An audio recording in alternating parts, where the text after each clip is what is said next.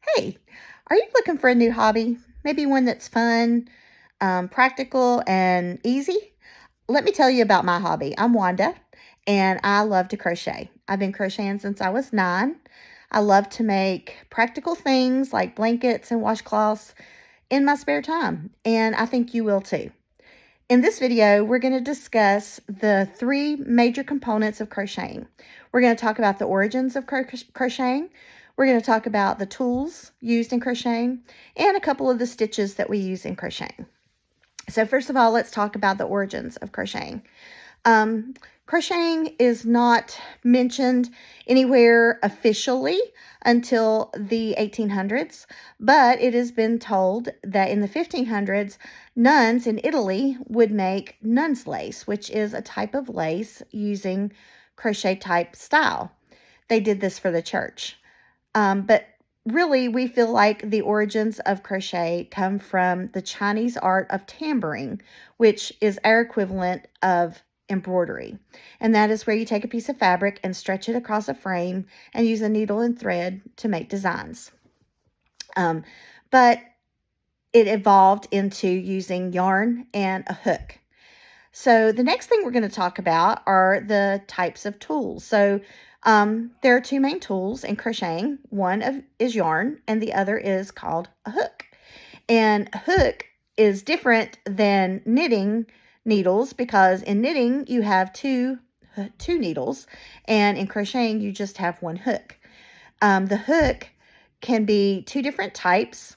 There is an angled type of hook, and then a more rounded hook. And those hooks are for different purposes. The rounded hook is to help you crochet faster and get your project done a little faster. The angled hook is to help you with more intricate patterns, more intricate little stitches to get in there and get into the tight spaces.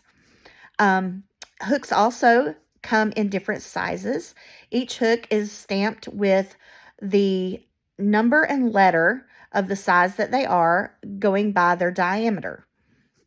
Hooks have many different parts. They have the top piece, which is the hook, which has the mouth, and that part is used to grab the yarn. And then we have the body, and that is used to hold. There's also an indentation in there for your thumb, and that helps with your grip. And lastly, we're going to talk about some of the stitches. The first stitch that you're going to know how to need to know how to use is the slip stitch. A slip stitch will help you end your pattern. It will help you end your rows where you will make chains. Chains are the basic stitch that you will need to know. The width of your pattern will be determined by the length of your chain. To make a chain, you loop your yarn around your hook and pull through, and that leaves 1 chain. So if you want to make something as big as like a quilt, then you would make many chain stitches.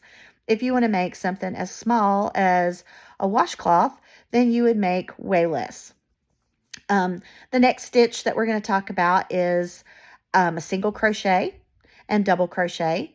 Of course, one is twice the other.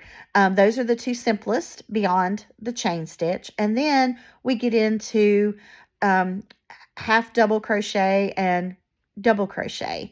And those are a little bit more complicated. And then I think I should rewind, because to begin with, we need to tie a knot in our yarn to hold our yarn onto our hook, and we use a slip knot, which is a little similar to the slip stitch, but it creates a knot.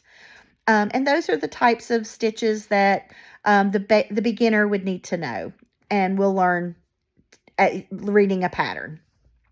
So thank you so much for your time. I hope that if you're looking for a new hobby, that you would like to carry on the tradition of crocheting. It is a fun, easy, and it gives you a lot of enjoyment to know that you made something with your own 2 hands. Thank you so much for watching.